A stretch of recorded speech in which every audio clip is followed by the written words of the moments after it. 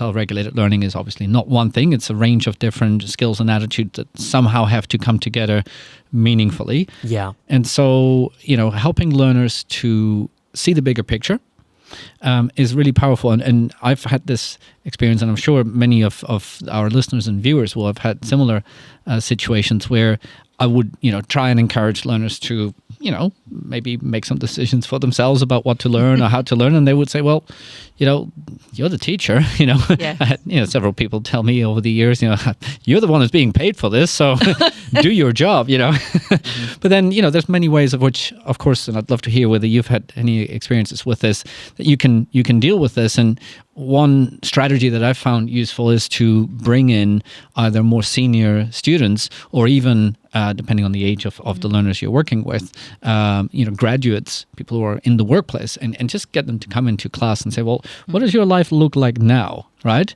And does what you need to do for your job, for example, does that change sometimes? Oh yeah, it changes all the time.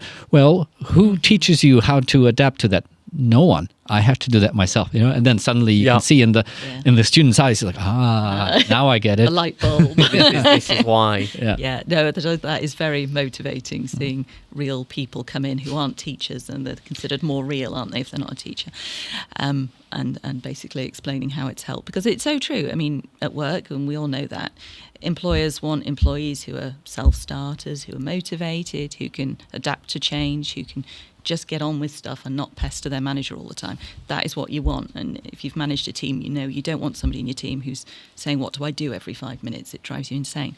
So if that can be got across to students by someone else coming in, then that's great. And then they can see its relevance. Yeah, I can see that. Yeah, I think just to kind of piggyback on that idea, I think that, both of those really, because the idea of a more competent or more knowledgeable other is quite powerful, that kind of learner role model.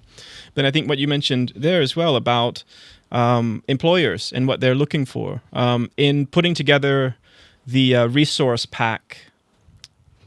What's it called? The toolkit, or the toolkit for this position paper. I was thinking of different activities that we could do to kind of incorporate this into the classroom, or that teachers could use.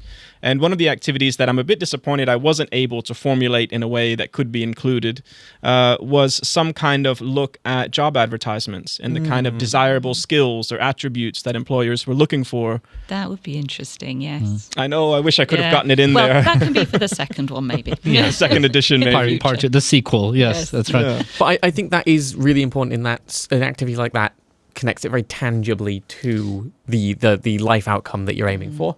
Yeah. It also highlights, and we talk about this in the paper, that the idea of self-regulated learning actually also ties in with a lot of other aspirations that schools have, or requirements, in fact, that are placed on teachers in schools, such as the need to teach digital literacies or critical thinking, and of course, on a broader level, also the need to prepare learners, and it might be worth just briefly going on a tangent here, but preparing learners both for lifelong learning, which most of us are familiar with, the idea that at some point you are not there anymore as a teacher, and learners will need to be able to sort of manage their own learning, but also life-wide learning, which has not received as much attention.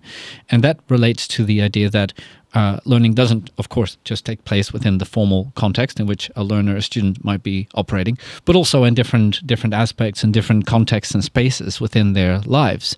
And if we can help our learners in some way to capitalize on the opportunities that exist there, whether it's in online, social media, or in games, or wherever the case may be, then we are really, really sowing a seed, if you will, to help learners to capitalize, to learn from all the different spaces that they operate in. Thanks for joining us. If you want to learn more about this topic, you can listen to the full podcast on Apple Music, Google Podcasts, Spotify, and more. Just follow the link in the description. See you soon.